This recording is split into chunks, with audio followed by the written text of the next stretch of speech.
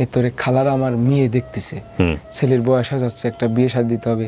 তো পরবর্তীতে খালার বাড়ির পাশেই আর কি আমাকে একটা বিয়ের একটা পরামর্শ তাদের ভিতরে চলে। 1 মাস পরে আমার আইডিটা হ্যাক হয়ে যায়। ফেসবুক পেজ 3.5 লাখ ফলোয়ার হয়েছিল। ওহো। সে আমাকে বলছিল টিন সার্টিফিকেট তৈরি করতে 2000 টাকা লাগবে। আমি 2000 টাকা পাঠাইছিলাম। পাঠানোর পরে সে টিন সার্টিফিকেট করেছে ঠিকই তার নামে করি A to Z সব কিছু, তার মনিটাইজেশন যে পেজটা আইছে সম্পূর্ণ তার নামে করছে। করে সে পেজটা নিয়ে নিছে। 1 মাস পরে পেজটা আর অলরেডি আর নাই, নাই সেও খুঁজে পাচ্ছে না। তো এখন পেজটা এখন সেও বলতেছে হ্যাক হয়ে গেছে এরকম। তখন আমি একটা ভালো একটা আমি একটা মৃত্যুর একটা দিকে আমি অগ্রসর হতেই আছি। আমি প্রতিটা ধাপে ধাপে মৃত্যু প্রহর গুনতেছি, তার ভিতরে আমি একটা মৃত্যুর একটা ধাপের ভিতরে চলে গেলাম। কিরকম? যে চোখ বুঝি ভাইবি দেখলাম ছোটবেলা থেকে বাপ মার আদর স্নেহ থেকে বঞ্চিত, নানি মানুষ করলো, কচু ঘেঁচু খায়, কাঁচা শাক সবজি খায়া যেমনি হোক মানুষের বাড়িতে থাকি, গরু বাছুর চলায় এই পর্যন্ত আইছি। এই পর্যন্ত আসার পরে যখন একটু আমি অনলাইন জগৎ নিয়ে সব জায়গায় তো আমার হয়ে গেল পরিচিত, তে এখন একটু অনলাইন জগতে আসি সারি আমার আইডিটা হ্যাক হয়ে গেল। এখন আমি মৃত্যুর প্রহর গুনতেছি। মানে আপনার মনে হচ্ছে যে বেঁচে থাকার অর্থটা কি? আমার আর বেঁচে থাকার আর ইচ্ছাটা শেষ। আমি যে ডাল ধরতেছি সেই ডালই ভেঙে যাচ্ছে। চাকরি হারালাম, সবকিছু হারালাম। মানে আমি আসলে মানুষটা আমি একাই হয়ে গেলাম। এরই ভিতরে আমার কোনো ভবিষ্যৎ নাই, কোনো ক্যাশ নাই। এক পর্যায়ে আমি গলার দড়ি দিয়ে দিলাম। আসলেই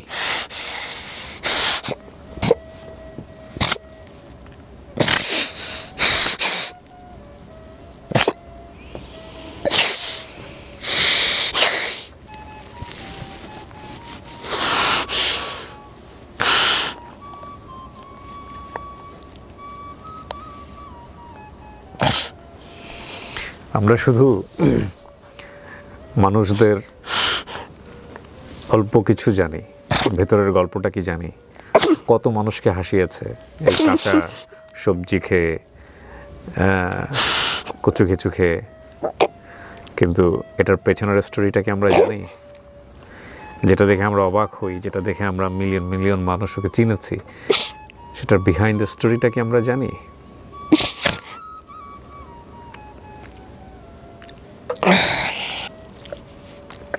গলায় দড়ি দেওয়ার পরে পানি সবাই টের পেয়ে গেছিল, আমি গলা দড়িটা ছিঁড়ে গেছিল।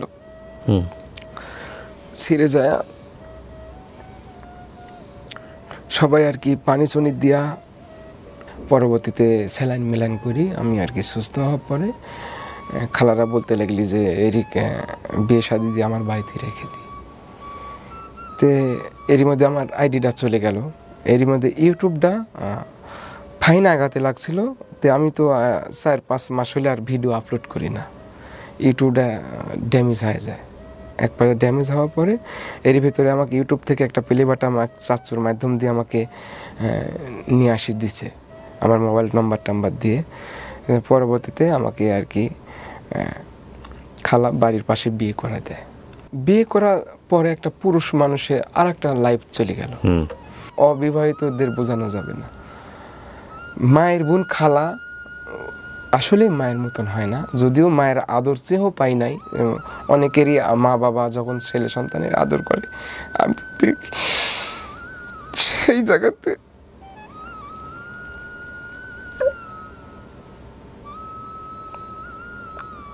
সেই জায়গাতে আমার 3 মাস বিয়ে করার পর 3 মাস আমি থাকতাম।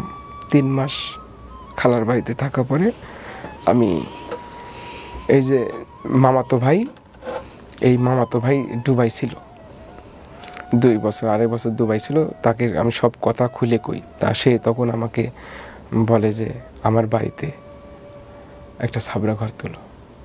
তখন তার বাড়িতে একটা ছাবলা ঘর তুলে বউলি আমি সেখানে চলে যাই। এই ছাপড়া ঘরের ভিডিও আপনি কিছুদিন আগে দিয়েছেন, এটাই সেই ছাপড়া ঘর? জি, চারপাশে জঙ্গল হয়ে আছে মাঝখানে? জি, ওই ছাপড়া ঘরেই থাকি। আল্লাহ আমাকে একটা কন্যা সন্তান দিছে। শ্বশুর শাশুড়ি আমাকে যথেষ্ট পরিমাণে ভালোবাসা দেয়, আমাকে বলে টেনশন করেন না, আল্লাহ ভরসা, একদিন হবে, আজ নাই কি হয়েছে, একদিন হবে। আপনি কি করেন এখন? এখন আমি ওই 1 বিঘি সম্পত্তিতে আমি আবাদ করি। 1 বিঘা জমিটা কি আপনার নিজের? এটা হচ্ছে কটের জমি। না, আপনি ইয়ে করে নিছেন, খাই খালাসি বলে এটা, খাই খালাসি নাকি? মানে এটা খাই খালাস না, মানে ওই জমিওয়ালাকে আমি টাকা দিছি, 2 লাখ টাকা দিছি। আপনি জমি দিন রিটার্ন দিবেন, টাকা রিটার্ন দিয়ে দিবেন? যেদিন জমি না, উনার যখন মানে 1 বছরের আগে তো দিতে পারবেই না, 2, 4, 5 বছর যখন উনার হাতে অবস্থা বুঝে যখন টাকা হবে আমাকে ওই টাকাটা দিয়ে দিবে, তখন জমিটা দিয়ে দিবে, তার জমিটা হয়ে যাবে। এই আপনার সম্বল, এই একটা সম্পদ। আর হচ্ছে এই যখন নিজের কাজ না থাকে আমি মানুষের গৃহস্থ বাড়িতে কাজ করি। মানে এখনো আপনার সেই যেটাকে আমরা বলি কামলা খাটা, জি, কাজ করে এইভাবে চলি। সারা দিন শেষে মেয়েটাকে একটু যতখানি কোলে পিঠে রাখা যায় সেটা করি। সব মিলেই মানুষের বাড়ি এখন ওই যে এখান থেকে যেই মনে করেন যে কালকে পাট তোলা কাজ করব, পাট কাটা, এখন দেশ গ্রামে প্রচুর কাজ লেগে গেছে। আপনার ফেসবুকের কি অবস্থা? কি নাম আছে আপনার আইডিটা? আমার আইডিটা এমডি মনিরুল ইসলাম, সেই ব্যাকেটে সেই সাত ব্লগ, পেজ না পেজ, আচ্ছা, সেই সাত ব্লগ। এরই ভিতরে মানে অনেক আমার মুখটা তো চেনা হয়ে গেছে, আমি তো মানে সবার কাছে একটা পরিচিত। তো সেই জায়গায় থেকে আমি আবার নতুন করে যখন শুরু করলাম, যারা পুনরায় যে পুরাতন যে ফ্যাক পেজগুলা ছিল, এই ফ্যাক পেজগুলাতে পুরাতন ভিডিও ছিল এবং আমি নতুন আপডেট যে দিচ্ছি এগুলাও পাচ্ছে, এগুলা ডাউনলোড করে করে ফ্যাক পেজগুলাও মনে করেন যে অনেক বড় বড় আইডি হয়ে গেছে অনেকেরই। তার মানে হ্যাঁ, আমরা এখন ওর যে কন্টেন্টগুলো দেখি সেগুলো কিন্তু পুরনো কন্টেন্ট, নতুন খুব একটা দেখা যায় না। হ্যাঁ, আপনি ভিডিও দেন নিয়মিত? ভিডিও ওইভাবে নিয়মিত দিচ্ছি না। ভেরিফাইড করছেন? জি, ভেরিফাইড করে ফেলছেন? জি। এখন এটা কার তত্ত্বাবধানে আছে? আপনার তত্ত্বাবধানে? সম্পূর্ণই আমার তত্ত্বাবধানে। Very good, very good. আর ইউটিউবটা এই যে 5-6 মাস যে আমি ভিডিও ছাড়ি নাই, আল্লাহর রহমতে অটোমেটিক 7 লাখ পার হয়ে গেছে সাবস্ক্রাইবার। জি, মাশাআল্লাহ, 7 লাখ। এমডি মনিরুল ইসলাম, 7 লাখ সাবস্ক্রাইবার ইউটিউবে, অনেক অনেক।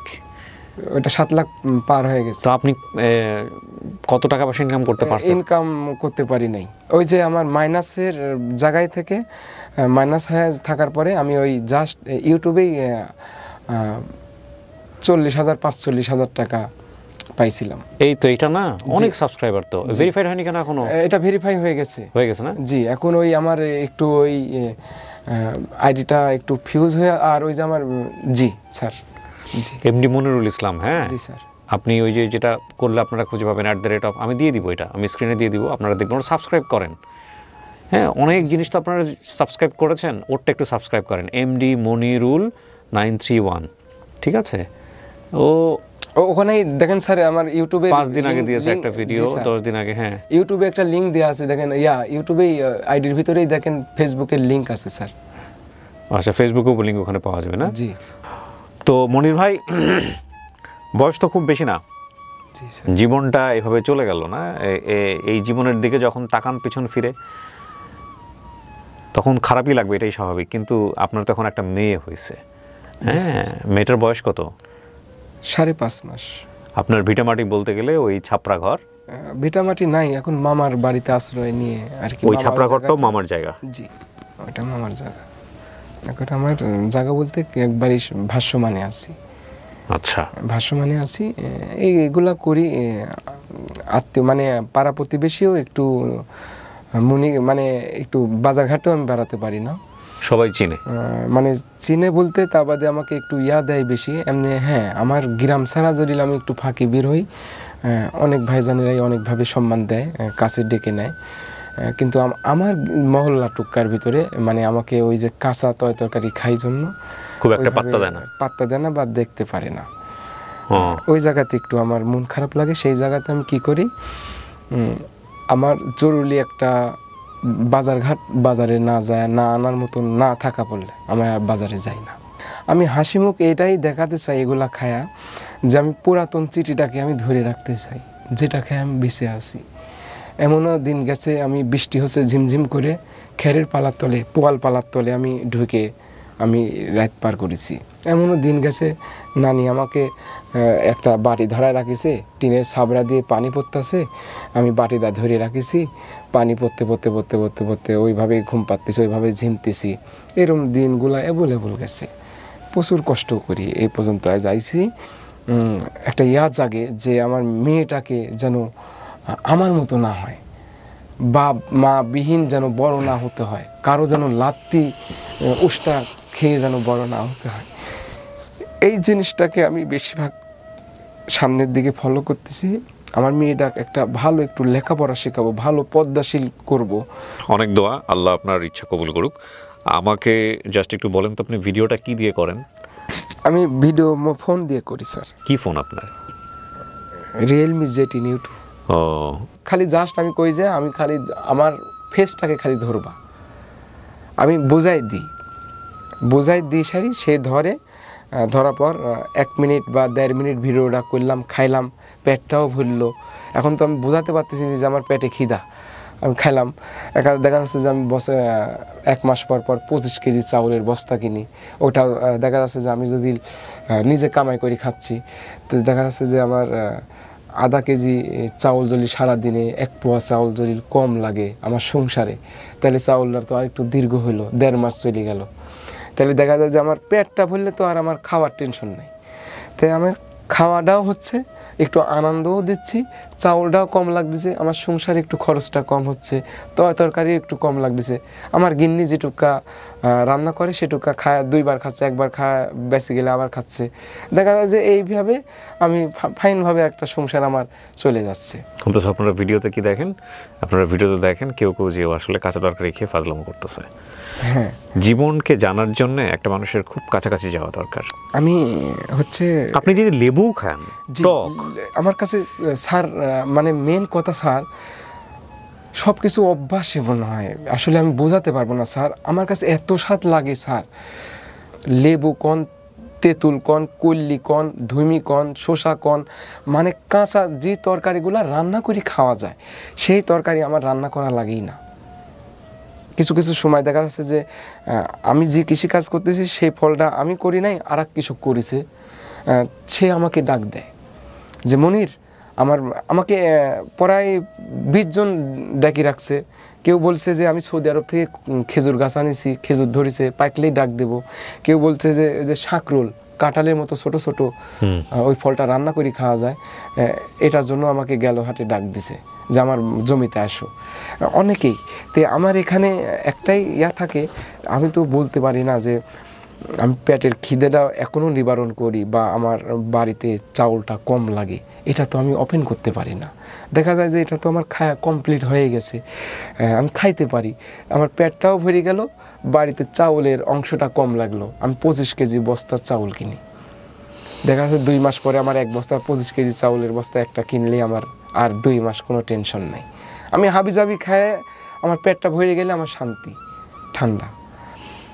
মনির ভাই, আজকে আপনি এখানে আসবেন সেজন্যে আমি অফিসের একজন কলিগকে দিয়ে এইগুলো আপনার সাথে কথাও বলেছে, বাজার করে নিয়ে এসে রাখছিলাম যে কাঁচা জিনিসগুলো আমি আপনাকে দিয়ে টেস্ট করাবো।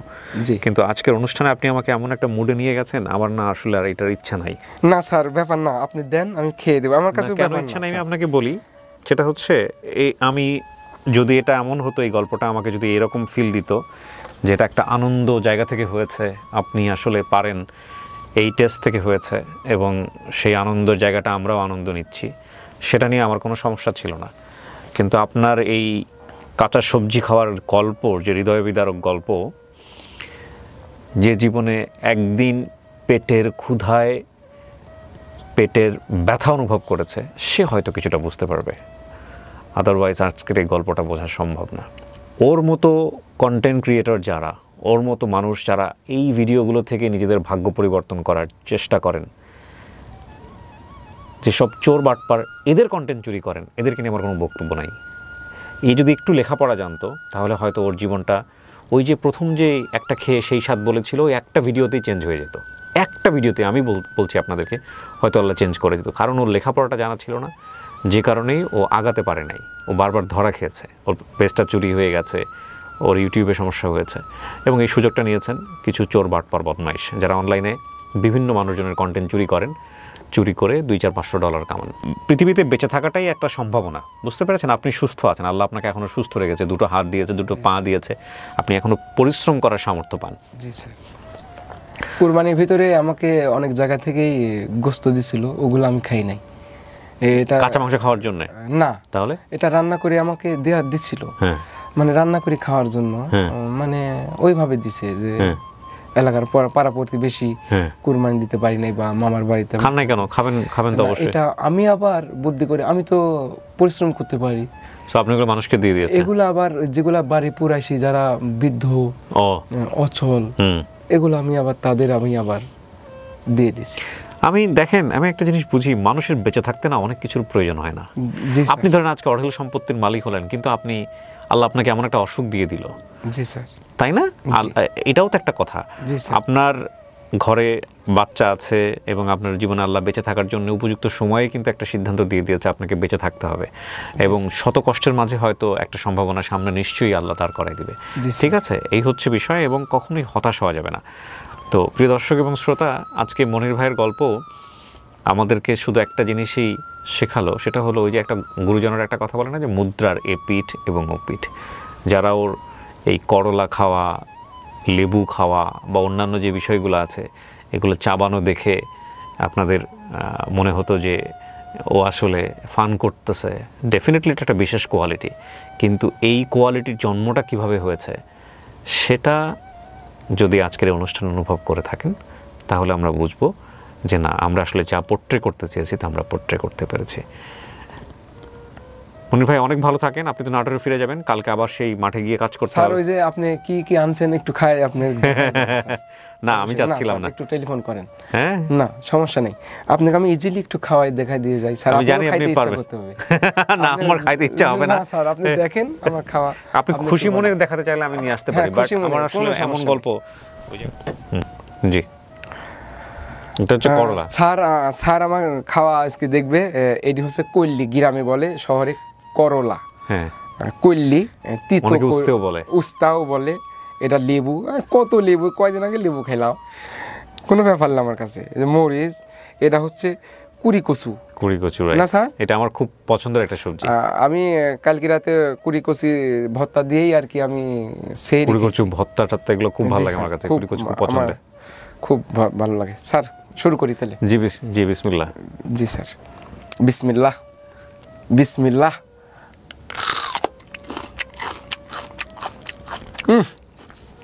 সেই স্বাদ,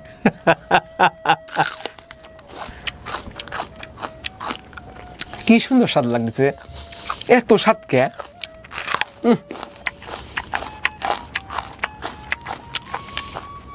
সেই স্বাদ লাগতেছে আমার কাছে।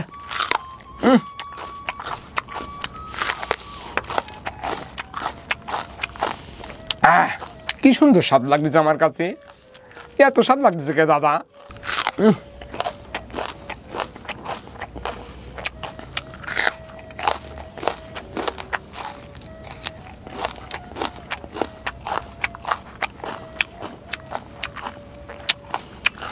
দাদা এটা কি ফল দাদা, এত বড়? বিসমিল্লাহ।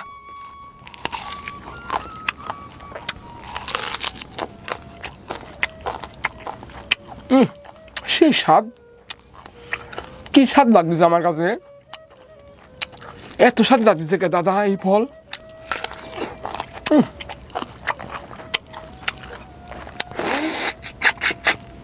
কি সুন্দর স্বাদ লাগতেছে। আমার এই বেশি ফল লাগতো না, কাঁচা 4-5টা ফল খেলে আর আমার সারাদিন কোনো টেনশন নাই। কেউ আমাকে বলে নাই, হ্যাঁ আমার আত্মীয় স্বজন যাই আছে কখনো বলে নাই যা এক গাল আমার বাড়িতে ভাত খায় যা। এখন পেটের ক্ষুধায় আমি কি করব স্যার? ওই টাইমে আমি এগুলা বেছে নিয়েছিলাম। স্যার আমার তো ইফতার করার পরে ফল ফুল দিয়ে ইফতার করাইছেন, পেট ভরে গেছে, এগুলি খায় একবারে পেট ভরে গেল। আর কিছু খাওয়া লাগবে না স্যার। যখন রেকর্ডটা হয়েছে ও আসলে আপনারা জানেন হয়তো পবিত্র আশুরার যে নফল রোজা, সেই রোজা রাখছে, 10ই মুহররমের যে রোজা।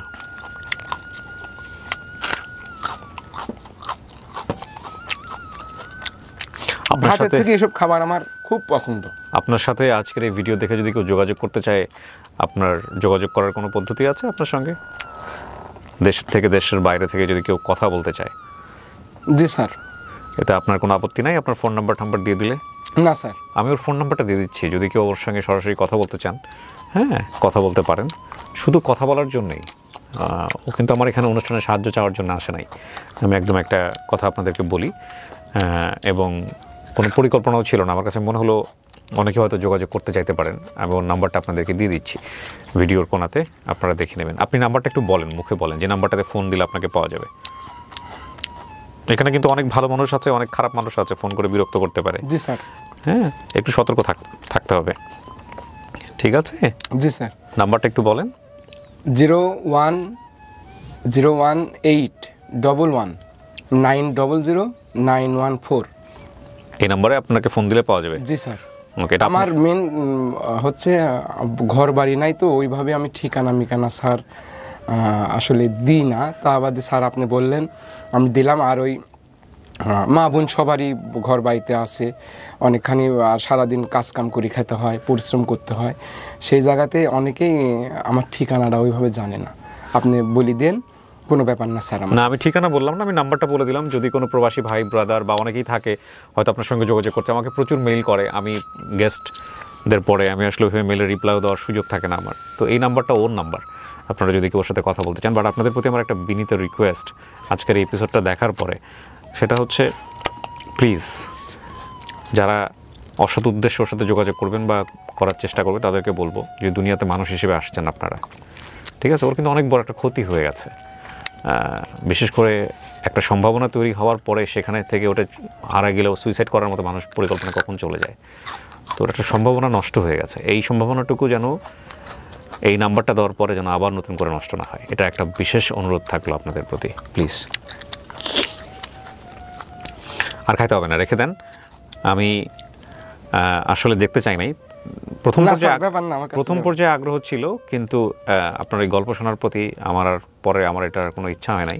তারপরেও আপনি দেখাইলেন, ঠিক আছে।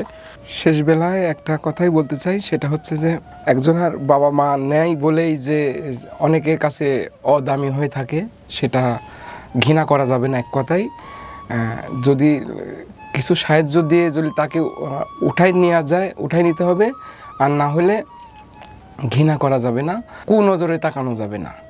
একটা কলমের ফুটা দিলেও এরকম অর্থ আমার নাই। সেই জায়গায় থেকে আল্লাহ দিলে 2-4-5 জেলার মানুষ আমাকে একটু চিনে জানে। দর্শক এবং শ্রোতা, শেষ হলো আজকের এই এপিসোড। যারা তখন আমাদের সঙ্গে ছিলেন তাদেরকে ধন্যবাদ জানিয়ে আমরা শেষ করছি। আবারও বলছি, মনির ভাইয়ের যে নাম্বারটা দেওয়া আছে, কেবলমাত্র যারা মনে করেন যে ওর সাথে একটু কথা বলতে চাইবেন বা আমরা এই এপিসোড দেখে যোগাযোগ করতে চাইবেন, অনেকেই আমাকে করেন পোক, সে কারণে দেয়া। এখানে উনি সাহায্যের জন্য আসেনি। সো এই সম্মানটুকু যেন তার প্রতি আপনাদের থাকে। শেষ করছি। আসসালামু আলাইকুম।